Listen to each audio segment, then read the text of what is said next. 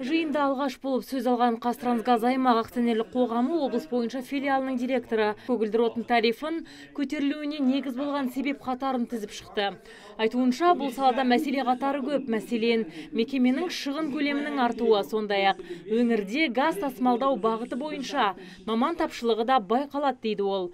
Осылайша мамандар қаңтар айынан бастап тарифті 4 теңгеге көтеруді ұсынып отыр. Біздегі биылдағы болған тарифтің бағасы ол 8327 тариф тасымалдау қолданыстағы тариф ол 8327 теңге 63 тиынды құрайды.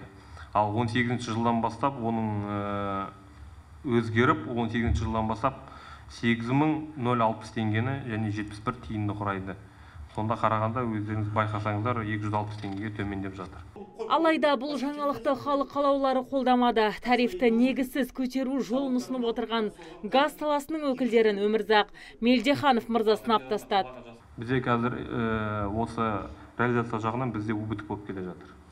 Ол бізге себебі 16 жыл қанша пайда алдыңдар? 15 жыл сендерде мысалы 1 миллиардты жаңа поощрениеге бергенсіңдер. Жоқ. Қаяққа тығарларын білмей. Енді қалай сендер тағы ұялмай қызармай көтереміз деп отырсыңдар? Қайға көтермексіңдер?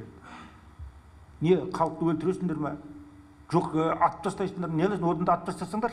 Халық қалаулысының пікірін тұрғындар да қолдап отыр. Жаңа тарифті естіп өре түрегелген депутаттардың айтуынша, ең қымбат газ онсыз да оңтүстікте. Мәселен, өңірде 1 текше метр көгілдір отын құны 34 теңгені құрайды. Егер өзгертулер өз күшіне енсе, ол 38 теңгеге жетуі мүмкін. Дегенмен табиғи отынның бағасы Шығыс Қазақстанда 2 есеге, Ақтөбе және Маңғыстауда 3 есеге дейін арзан. Қазтрансгаздың қасынан андай немдер туалар ашасыз. Иә. Қажет па, қажет па біз білмейміз. Бұл Қазтрансгаз өз мекемесінің ішінде олар көбейтпейді. Солар жаңағы сателлитный туалар отыр. Олар да жаңағы ақшалар содан біздің тарифке енгізіледі. Содан кейін транспорт аласыздар, енгізіледі. Бір помещениелерді арендаға аласыздар, тарифке енгізіледі. Осы сияқты 10 түрлі сіз айтып беруіңізде болады, мен одан да көбейтіп айтып беруіңізде. Жиналғандар газ көрсеткішін бақылайтын мамандардың жұмысына да наразы.